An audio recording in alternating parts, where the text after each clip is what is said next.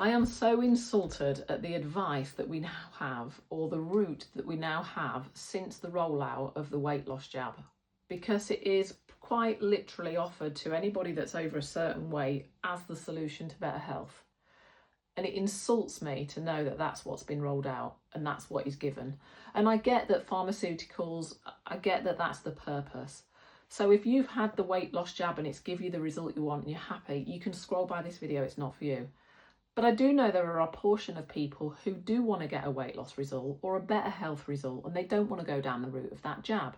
So what is it that we can do? What is it that is available to that person?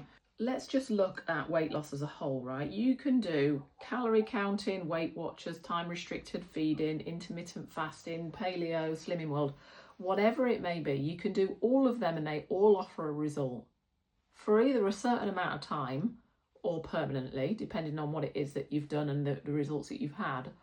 But what I'm saying is a large portion of people have a result temporarily and then they revert. And they will always revert back to the emotional, subconscious, energetic state that matches their own personal identity within their own mind. And it sits at such a level that is so subconsciously embedded, you're not even aware of this. All you're aware of is everything I do never works for me. And it might be that, you've tried many different weight loss programs and it's never worked for you. And the reason it's never worked for you is because subconsciously you're not allowing it to work for you because there is something stopping and sabotaging that to happen. And normally it is to do with the identity that you hold about yourself. So it could be that, and here's just a brief overview of how the subconscious mind works. Between the ages of birth and 7, you're in an alpha brainwave state. Everything that you're exposed to and experiencing is a direct download into the subconscious. It completely bypasses the conscious mind. You ain't even aware of it. So what you saw, did you have a parent, a caregiver that had a funky relationship with food? Were you exposed to something that made you feel that, could you have confused love with food? You had somebody that was a bit of a feeder and you felt nurtured and loved when you were in their company and they fed you. These are just a few examples of what goes on.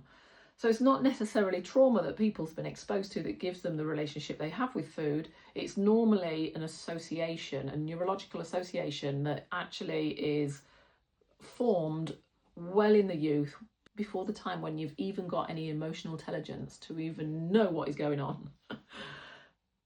It's never looked at. It's never addressed.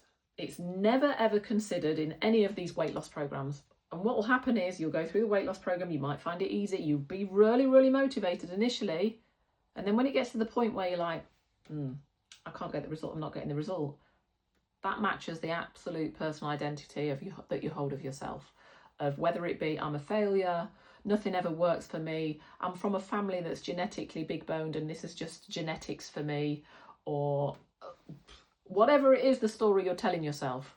All I'm saying to you in this video is nothing ever addresses that I have seen, and I've been in the fitness industry nearly 30 years.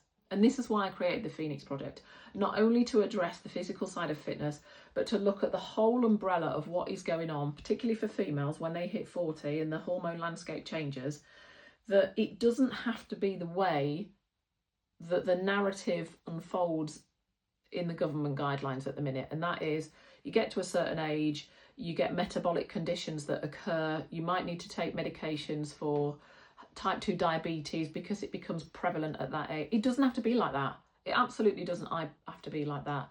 You will only accept, surrender and believe to the stuff you're being told that matches your emotional state. So if that is a diagnosis of a health condition, you're going to accept, believe and surrender to it. And if you want that to change, if you want a result, you want to feel different for the rest of your life, you're tired of going down the same road and being on the treadmill of life, you've got the opportunity to learn more about yourself here, to go through a transformation, not only physically, but mentally as well. And that is why I created the Phoenix Project. If you are seeing this video in your feed, you're seeing it for a reason. It was meant to reach you today. And that is because you're either at a point in your life where you are tired of doing the same thing over and over again and getting the same result, or you want change because you can no longer live the life you're wanting to live because it doesn't feel in alignment with you. You might have anxiety, depression. You might just get up in the morning and have absolutely zero motivation and feeling like you've got no purpose in life whatsoever. It doesn't have to be like that. It can change. It starts on a subconscious level. And I'm now taking on the next group of females for the Phoenix Project to start this new transformation, mentally, physically, emotionally, and spiritually. So save this video. I know the information might bounce off you. That's normal. I've kind of splattered it all at you. Save the video, watch it again. Send me some messages if you have a question. I'm happy to be challenged on this, and I'm also happy to guide you the very best I can. Good luck. All the best.